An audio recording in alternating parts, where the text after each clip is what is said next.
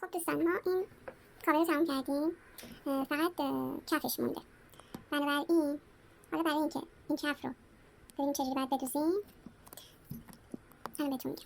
ببینید، ما برای دوختن کف این کاور احتیاج به یه بیضه دیگه داریم. خب پس میایم کف این کاورمون رو اندازه میزنیم. این 24 در 16.